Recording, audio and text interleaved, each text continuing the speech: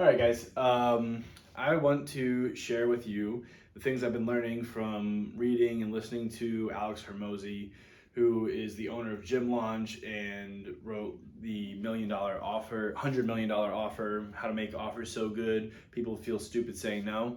And these three questions are like the ultimate guide to finding a winning product or service. If you stick around, the third question is gonna absolutely blow your mind, so make sure you watch the whole video. Alrighty, so the first question, super simple. You are going to look at your product or your service and ask yourself, if I had to charge 10 times what I'm charging right now, how amazing of an experience would that have to be for your client or your customer so that they are completely satisfied and happy to pay it? I like to also think like of a extremely high number, like $100,000 one-time payment, even like $1 million, because it gets your brain thinking in a different light. That's the whole point of this exercise, or at least that's what I think it is. That's what I've done for my business. So we do social media management at Perpetual Motion Marketing. We charge about like $1,000 a month. I've been thinking about, okay, what if we charge like $15,000? What would that have to look like for our clients to be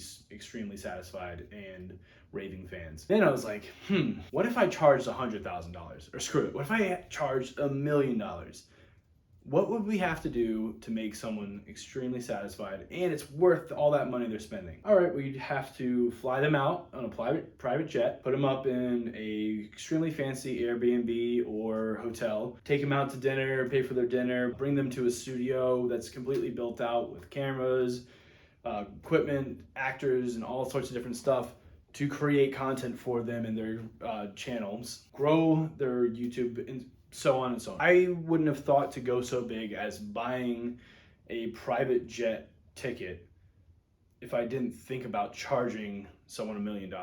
I know it is out there, but it's a brainstorming exercise. That's the first question. If you had to charge 10 times what you're charging, what would the value have to look like for your client? Step number one. So now we're gonna shrink back into the other view. If you had to charge your client or customer 1/10 of what you charge for your product or service, how could you make that product or service even better while still remaining profitable? Sometimes you're gonna have to think about, how could I produce this for a larger audience? Like, think about social media management. We can't take on all these clients and do it for them, but we could create a course that's going to teach them how to do this, right? We could create a course that's one time. We spend a lot of time teaching people how to do it. By the way, we are going to do that. Leave a comment if you are interested in getting that course once it's all built out. It's a whole nother thing. We could sell that for 1/10 of what we do for our clients. So if it was $1,500 a month for our social media management, but we sold a course for $150, we could do that because it only costs us one time to make it. I'm sure you could think about different ways this works for your business too. So the third and final question is by far the most important question. But before I get to there, I want to point out the 6 ways to acquire a customer, because it is going to make my point even more when it comes to the third question, which you're going to want to stick around for. Number 1 is paid media. Number 2 is earned media. Third is owned. Fourth is cold outreach. Fifth is affiliates. Lastly is word of mouth.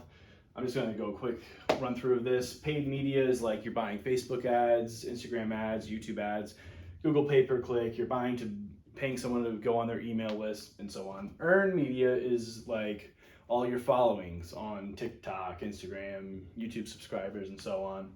Owned media is all the people that you can reach out to without having to pay money for. Think about your email list, everyone who's opted in for your email list. Your Facebook friends, you can send them a Facebook message and you're totally allowed to do that legally. It is completely free to reach them. And people who follow you on Instagram, you can do that as well. Now, cold outreach is the people who don't know about you and you're just sending them a message.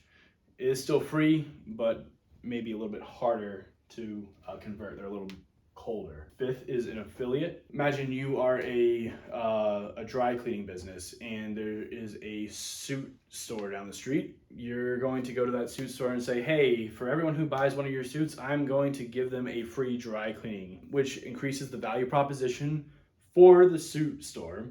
And you get all these free customers coming to you. You don't have to pay for them other than the time and effort it takes to do that first dry cleaning. All of these 5 are linear. So if you pay more money for paid ads, you get more clients. You have a larger audience, you're going to get more clients. You have a larger email list, you're going to get more sales. You reach out to more people, you're going to get more sales. It's very linear. So you reach out to 100, you get 1 sale. You reach out to 1,000, you get 10, and so on. You have 10 affiliates, you're going to get, say, 10 sales. You have 100 affiliates, you get 100 sales. It's all linear. The last one is word of mouth. This one is compounding. You get 1 client who's super satisfied, he goes and tells 2 of his friends, those 2 people tell 2 of their friends, and so on and so forth.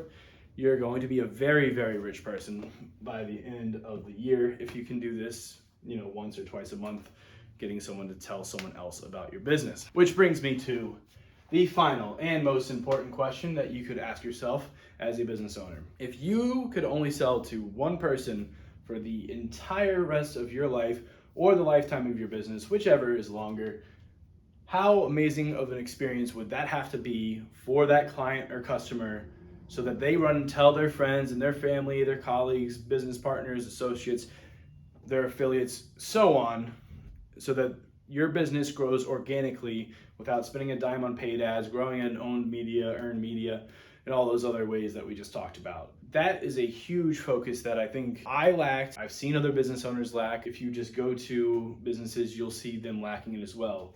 Is if they just had an awesome experience when you go and buy from them, you would go and tell your friends and family about it, and their business would grow organically. Instead, you go out to eat and you get shitty service, or people bought our social media plan and we didn't go above and beyond for them, which we are totally flipping that on its head because of these 3 questions. Just something to think about. These are the things I've learned from listening to Alex Hormozi. You should check him out. You should totally like and subscribe, leave a comment if you want to learn more. I don't know, all that good stuff. Oh, and we got an awesome social media course coming out. It's basically how we create a bunch of content, how we grow followings and do all that stuff. We're going to give it away for free. And if you want a bite of it or want to be notified when it comes out, just we'll have a link somewhere. You give us your email and we'll send it out to you. Anyways, catch you later. Bye.